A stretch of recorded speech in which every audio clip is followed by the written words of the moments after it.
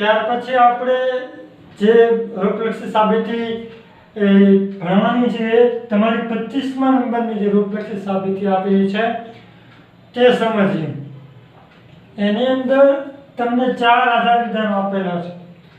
પહેલું આધાર વિધાન નાના કૌંસની અંદર r શક્તિ s નાના કૌંસ પૂરો શક્તિ, બીજો નાના કૌંસની અંદર f દ્વિશક્તિ e, બીજો આધાર વિધાન છે નિષેધ નાના કૌંસમાં r શક્તિ r દ્વિશક્તિ s શક્તિ j, ત્રીજા આધાર વિધાનમાં f દ્વિશક્તિ e શક્તિ નિષેધ h, ચોથું આધાર વિધાન તને નિષેધ h આપેલું છે અને પછી જે સાબિત કરવાનું છે એ મેં અહીંયા લખ્યું છે.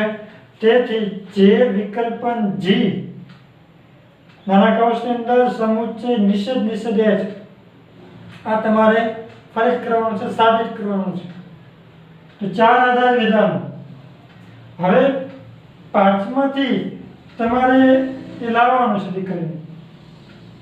તો પાંચમાની અંદર તમને નંબર કહું છું, એ નંબરમાં કોની વચ્ચે કયો નિયમ લાગુ પડે એ તમે વિચારો. તમારો પહેલો અને ત્રીજા વચ્ચે જો તો દીકરીઓ કયો નિયમ લાગુ પડશે અને શું ઉતરશે? પહેલો અને ત્રીજામાં મેં તમને જોવાનું કહ્યું છે ધારો, પહેલામાં અને ત્રીજામાં, બરાબર. તો જો તમે પહેલા અને ત્રીજામાં ધાર્યું છે દીકરીઓ તો તમને આવું થયું છે. આ આખા કૌંસ માટે p શક્તિ r દ્વિશક્તિ s આખા કૌંસ માટે p ધાર્યું અને આ શક્તિની નિશાની બીજો નાનો કૌંસ છે f શક્તિ e એના માટે q ધાર્યું, બરાબર. પછી મેં તમને 3માં કર્યું એટલે આયા તો આ f દ્વિશક્તિ e અહીંયા છે તો એના માટે તમે શું ધાર્યું હતું? q શક્તિ આ નિષેધ h એના માટે કયું ધાર્યું? તો આપણે r ધારીએ એટલે તમારે આવું થયું છે p શક્તિ q q શક્તિ r p શક્તિ q q શક્તિ r. તો HSના નિયમ પ્રમાણે જુઓ p શક્તિ q q શક્તિ r. તેથી આપણે જે લાવવાનું છે એમાં શું આવે? p શક્તિ r આવે HSના નિયમ પ્રમાણે, p શક્તિ q q શક્તિ r. તેથી p શક્તિ r. તો આપણો p શું છે? તો કે r દ્વિશક્તિ s બરાબર p. હા, અને આ શું છે આપણી માટે? p શક્તિ q q શક્તિ r. તો r એટલે આપણો નિષેધ h, બરાબર. તો શક્તિ નિષેધ h, p શક્તિ q q શક્તિ r. તેથી p શક્તિ r p શક્તિ r. કયો નિયમ? તો કે HS નો. શેમાં જોયું હતું આપણે? 1 અને 3 1 અને 3 1 અને 3 HS, બરાબર દીકરીઓ. હવે ત્યાર પછી આપણે છઠ્ઠું સ્ટેપ લાવવાનું છે, બરાબર છે. તો છઠ્ઠા સ્ટેપ માટે તમે આપણે જે સાબિત જે વિકલ્પન g જે વિકલ્પન g માં જે આવ્યા છે, બરાબર, એનો મતલબ કે આની જરૂર પડશે. આવું ક્યાંય છે આપણી પાસે? તો કે હા, બરાબર. તેના માટે h જોઈએ. તો દીકરીઓ અહીંયા હું તમને છે ને નંબર કહું છું, કયો નિયમ લાગુ પડે તમે વિચારજો, બરાબર. 5 અને 4માં તમે ધારો 5 અને 4 તમારો 5મો આધાર વિધાન અને 4થો આધાર વિધાન, બરાબર. અને પછી જે ઉતરે એ તમારું છઠ્ઠું સ્ટેપ બનશે, બરાબર છે. તો આ છઠ્ઠું સ્ટેપ આપણે જોઈએ. કયા નંબર પર ધારવાનું છે તમારે? 5 અને 4માં. તમે ધાર્યું 5 અને 4માં તો આવું થયું છે. આખો કૌંસ માટે તમે p ધાર્યો છે, આ શક્તિ આ નિષેધ એટલે q. હવે ખાસ ધ્યાન રાખજો દીકરીઓ પાછા, આના માટે p આ શક્તિ આ નિષેધ આખું આખા માટે આપણે શું ધાર્યો છે? q. 5 પછી મેં 4 નું કીધું હતું એટલે આયા હવે જો નિષેધ એચ નિષેધ એચ એટલે આપણો ક્યુ થયો આમ ઊંધું જોજો દીકરીઓ બરાબર પી સત્ય ક્યુ આ ક્યુ થયો આગળ પછી શું લાગ્યો નિષેધ લાગ્યો તો નિયમ પ્રમાણે બરાબર તો હવે પી સત્ય ક્યુ નિષેધ ક્યુ પી સત્ય ક્યુ નિષેધ ક્યુ એમટી નો નિયમ તમે જુઓ તો પી સત્ય ક્યુ નિષેધ ક્યુ બરાબર નિષેધ ક્યુ હા તો આપણે હવે આ ઊંધું જુઓ આમ કે આ પેલું આધારિત ધન પી સત્ય ક્યુ અને બીજું આધારિત ધન નિષેધ ક્યુ તો નિષેધ ક્યુ ઉતરે બરાબર હા ઉત્તરાંગના નિષેધ પરથી પૂર્વાંગ નિષેધનો નિયમ એમટી નો નિયમ બરાબર તો પી સત્ય ક્યુ નિષેધ ક્યુ તેથી નિષેધ પી ત્યાર પછી શું ઉતરશે આર દ્વિશક્તિ એસ પી સત્ય ક્યુ નિષેધ ક્યુ તેથી નિષેધ પી તો કોની વચ્ચે જોયું તો આપણે 5 અને 4 બરાબર દીકરીઓ કોની વચ્ચે 5 અને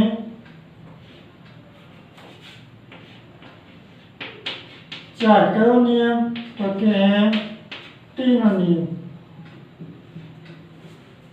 5 અને 4 એમટી પી સત્ય ક્યુ નિષેધ ક્યુ તેથી નિષેધ પી હવે આપણે જે લાવવાનો હતો આયા તો એના માટે આની જરૂર હતી જુઓ મેં કહ્યું હતું તો એવું આપણી પાસે આવી ગયું બરાબર તો એનો મતલબ કે તમારું બીજું અને છઠ્ઠું જે આધારધન છે એમાં કાંઈક નિયમ લાગુ પડતો હોય તો તમે ધારો બીજામાં અને છઠ્ઠામાં બરાબર છે તો બીજા અને છઠ્ઠામાં તમે ધારો તો આ નિષેધ આખા કૌંસ માટે નિષેધ સહિતના કૌંસ માટે પી આ શક્તિ આ જે માટે શું ક્યુ બરાબર એટલે પી શક્તિ ક્યુ થયું હા પી શક્તિ ક્યુ પછી છઠ્ઠું કીધું તો જો આયા જેવું છે એવું આયા છે એટલે તમારો પી બને પી શક્તિ ક્યુ અહીંયા પી છે બરાબર જો પી શક્તિ ક્યુ અહીંયા પી તો 7મા સ્ટેપની અંદર આપણે ક્યુ ઉતારી શકીએ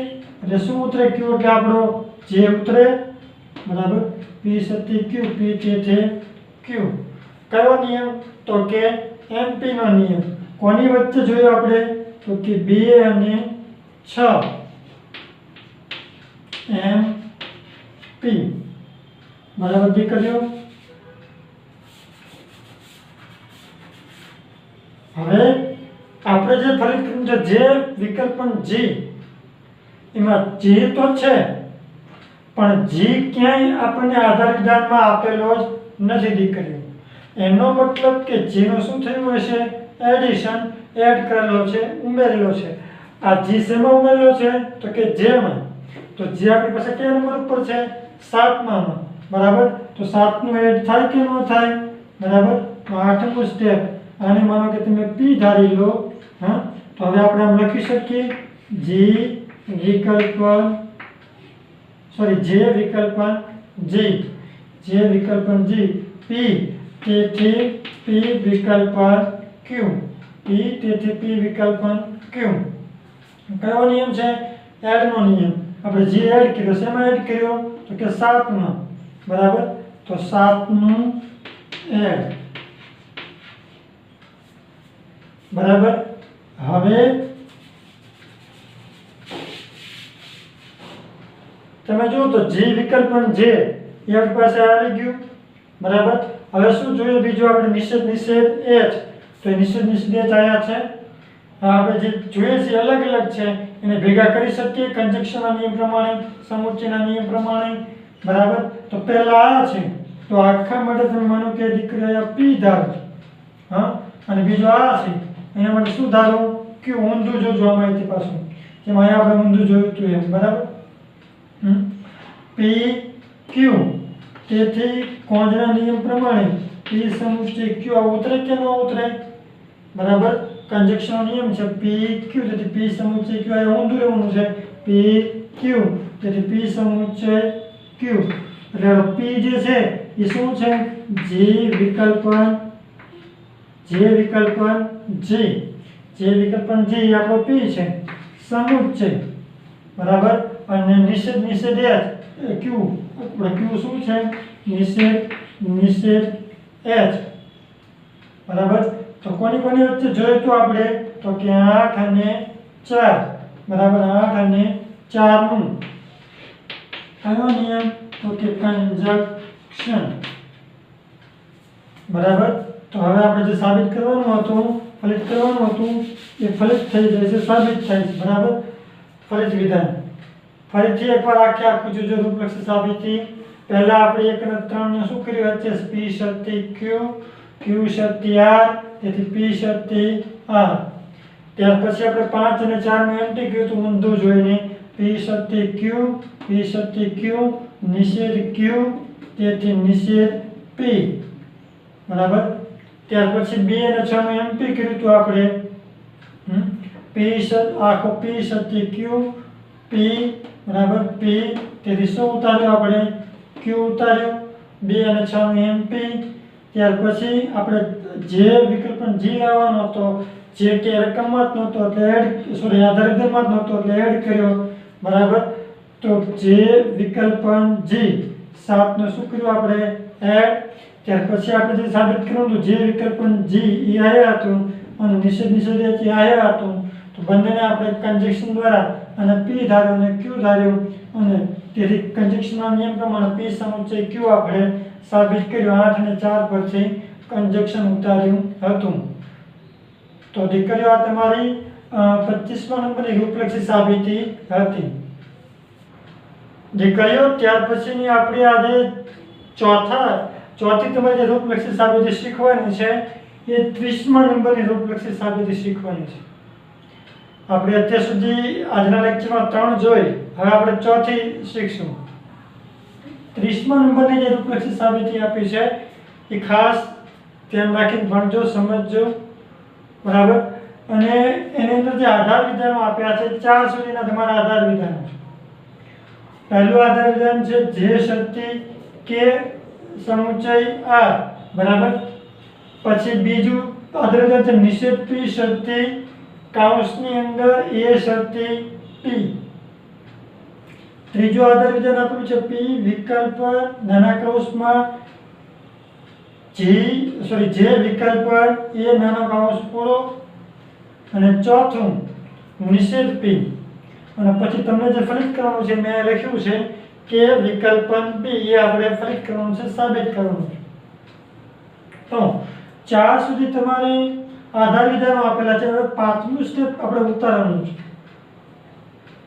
આપણે જવાબ લાવવાનો। આપણે જે સાબિત કરવાનું છે એમાં પહેલા કે વિકલ્પન b હોય, કે વિકલ્પન b આખું તો ક્યાંય નથી બરાબર। તો કે છે એ આપણી પાસે આયા છે અને b છે એ આયા છે તો પેલા કે લાવવો પડે તો એ અહીંથી મળે આપણને, એનો મતલબ કે આયા કંઈક લાગુ પડતો હોય નિયમ તો ન્યા ધારો। તો સિમ્પલનો નિયમ તમે જો દીકરીઓ બરાબર પહેલામાં તો આ તમારો p બની p સમુચ્ચય q આખા કૌંસ માટે p સમુચ્ચય r એટલે આપણો q એટલે કે p સમુચ્ચય q। સિમ્પલના નિયમ પ્રમાણે p પણ ઉતારી શકીએ અને q પણ ઉતારી શકીએ। આપણે k લાવવા માટે કોઈ જરૂર છે આ કૌંસની આપણો શું છે p છે તો p સમુચ્ચય q તેથી p આમ ઉતરે કે ન ઉતરે સિમ્પલના નિયમ પ્રમાણે તો આપણે ઉતારીએ જે બરાબર શક્તિ k જે શક્તિ k। પહેલાનું શું કર્યું આપણે સિમ્પ તો લખીએ પહેલાનું સિમ્પલ। હવે તમારે b લાવવાનું છે તો મેં કીધું b આયા છે એના માટે આનો ઉપયોગ કરવો પડશે તો આયા ધારો બીજા નંબરના આધાર વિધાનમાં ધારો।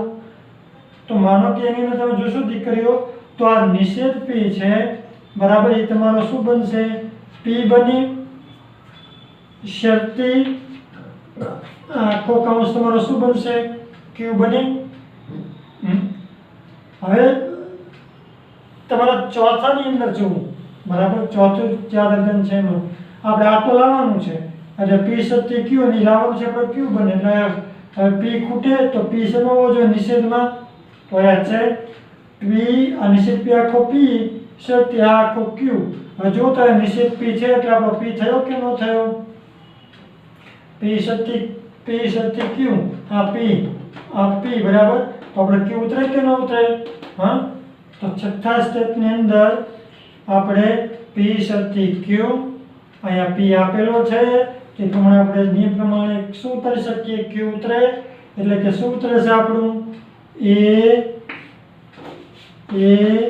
શક્તિ બી પી શક્તિ ક્યુ બરાબર પી તેથી ક્યુ બરાબર 2 અને 4 બરાબર છે. 2 અને 4 કયો નિયમ? તો કે એમ પી.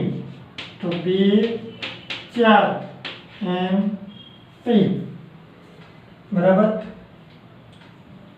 તો હવે આપણી પાસે બી આવી ગયો, કે પણ આવી ગયો. હા, હવે આપણે કે વિકલ્પન બી લાવવાનું છે બરાબર છે. શું લાવવાનું છે? કે વિકલ્પન બી.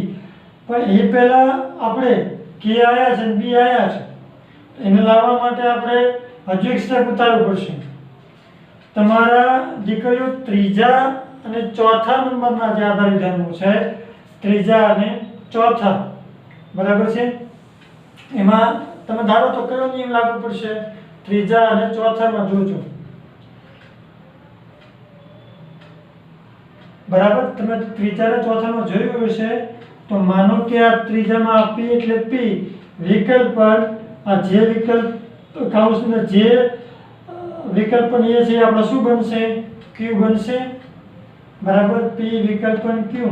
હવે નિષેધ પી થાય કે ન થાય? જુઓ 3 અને ચોથામાં કહ્યું તો બરાબર પી વિકલ્પન ક્યુ અને નિષેધ પી આ પી ખાલી છે અને નિષેધ તો પી વિકલ્પન ક્યુ નિષેધ પી બરાબર. તેથી ક્યુ ઉતરે કે ન ઉતરે?